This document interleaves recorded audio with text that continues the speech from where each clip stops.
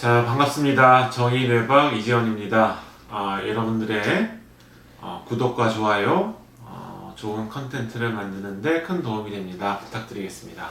일선에서 ADHD를 치료하는 의사로서 좀 정확한 정보를 전달을 해드리려고 합니다.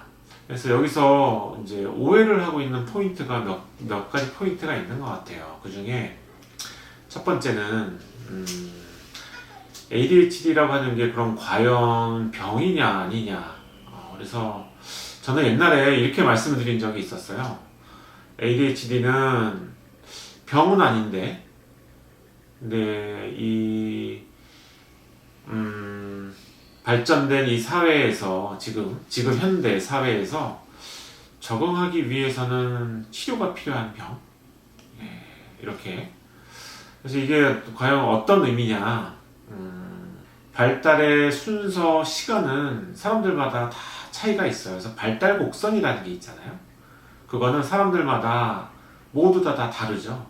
어떤 사람은 빨랐다가 늦어지기도 하고, 어떤 사람은 평균을 계속 쫓아가기도 하고, 어떤 사람은 늦어졌다가 빨라지기도 하고. 뇌 발달에 있어서는 그런 변화의 폭이 가장 심한 시기가 초등학교 시기인 거죠. 그래서 과거에 이제 ADHD 관련된 뇌 영상을 쫙 수집해서 나온 연구 보고서가 있어요. 그 보고서에 보게 되면 ADHD가 있는 아이들이 정상적인 발달, ADHD 증상이 없는 아이들보다 전두엽 발달이 많이 늦어져 있는 거예요. 그래서 이제 이렇게 놓고 보셔야 돼요. 초등학교 1학년 한 클래스 안에는 뇌 발달이 한 2, 3년 빠른 아이도 그 안에 있고요. 2, 3년 느린 아이도 그 안에 있어요. 그래서 이 격차가 뭐 한 5년까지도 날 수가 있는 거예요. 한 학년에. 근데 이 클래스에 이 아이들 다 모아놓고 교육을 시키면은 2, 3년 빨라서 앞서 나가 있는 아이들은 하나를 가리키면 열을 아는 아이가 될 거고요. 신동소리를 들을 거예요. IQ 검사하면 막 100 몇십 점 나와서 부모가 기대를 엄청 많이 하겠죠. 우리 아이 천재구나. 이렇게. 이런 아이도 있고. 또 어떤 아이들은 좀 발달이 늦어져서. 그래서 자기 어떤 행동 조절이나 이런 것들이 좀 어렵고 힘들고. 이런 아이들도 그 안에 다 포함이 되어 있는 거예요. 그러면은 왜 심리적인 트라우마를 이제 겪게 되는데요. 특히 발달이 늦은 아이들이 그렇죠. 다른 아이들은 저렇게 빠른데 나는 그 아이들과 같이 어울리기가 어려운 이 펑션 정도면 그러면 이제 심리적인 트라우마가 많이 생길 수밖에 없어요. 그래서 이런 아이들이 좀 조급해지고 좀 충동적이 되고 잘 뭔가 참지를 못하고 또 공격적이 되고 이렇게 심리적인 트라우마로 어려움을 겪는 상황이 되게 됩니다. 그래서 이 문제가 사실은 ADHD 문제인 거거든요. 다 성인이 돼서 발달이 늦었던 아이도 이제 올라오고 좀 빨랐던 아이도 어느 정도 안정이 돼서 비슷한 수준이 되게 되면 그런 격차는 없어지게 돼요. 그러나 과거의 경험으로 인한 이 트라우마와 상처가 이제 마음속에 남겠죠. 그래서 그게 다른 사람들과의 관계나 이런 걸 어렵게 만드는 거죠. 그래서 어떤 부모님이 오셔서 그런 말씀을 하시는 경우가 있어요. 우리 아이는 공부를 잘하는데 ADHD가 맞냐? 실제 ADHD가 있는 아이들 중에 학습장애를 겪고 있는 아이들은 거의 절반 정도도 되지 않아요.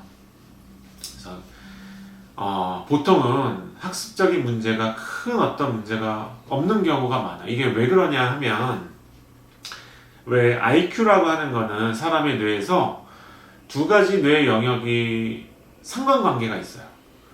IQ가 높으려면은 전두엽이 좋은 사람이 IQ가 높고요. 또 전두엽뿐만 아니고 두정엽이라고 하는 양쪽에 있는 두정엽이라고 하는 곳이 많이 발달된 사람도 IQ가 높아요. 그래서 ADHD 문제는 전두엽 발달이 늦어지는 문제이기 때문에 그래서 만약에 두정엽 기능은 좋은데 전두엽 기능만 부족하다?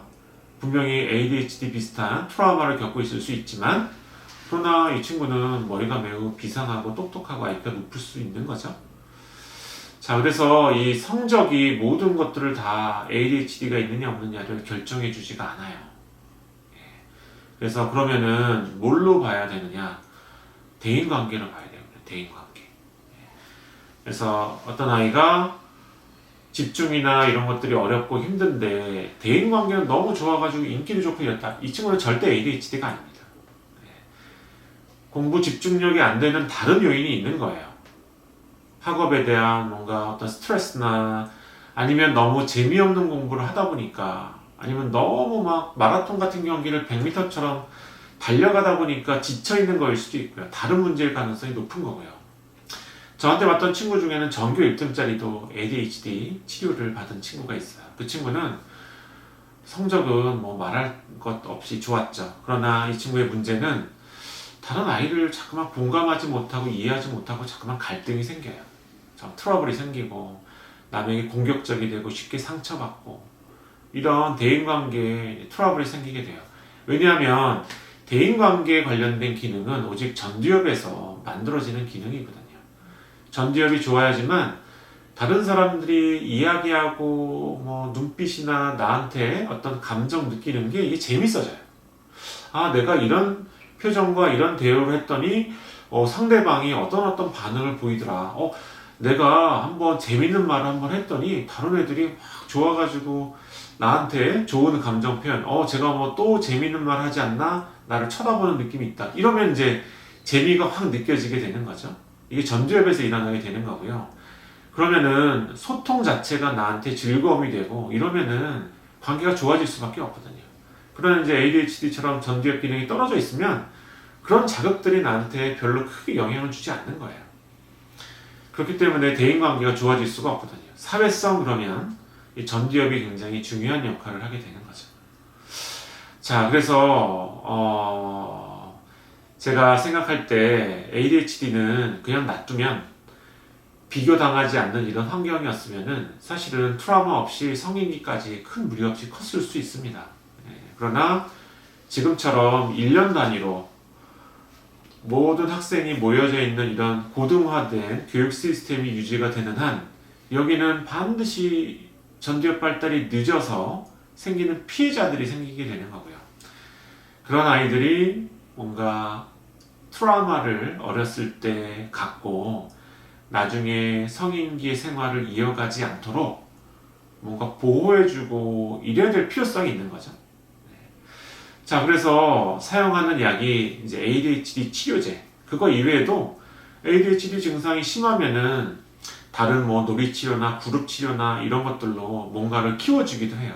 그러나 내가 만약에 ADHD라는 진단을 받은 아이였어도 내가 어려우니까 레벨을 낮춰서 나를 막 좀 이렇게 이해해 주려고 노력하고 나를 얼레고 달래고 이렇게 놀아주는 집단에 있기 싫을 거예요.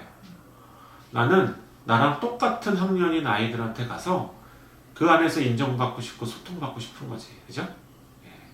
그래서 여러 가지 대안 치료들이 많지만 ADHD 치료제를 쓰는 이유가 바로 그거예요. 내가 내가 갖고 있는 전두엽 기능을 아주 쥐어짜내게 만들거든요. ADHD 치료제는. 그래서 쥐어짜내서 내 집중력의 레벨, 내 전두엽의 기능 레벨이 다른 아이들과 비슷한 레벨로 맞춰줘야 그 아이들이 이제 상처받지 않게 뭔가 상처받는 거를 보호해 줄 수가 있게 되는 거죠.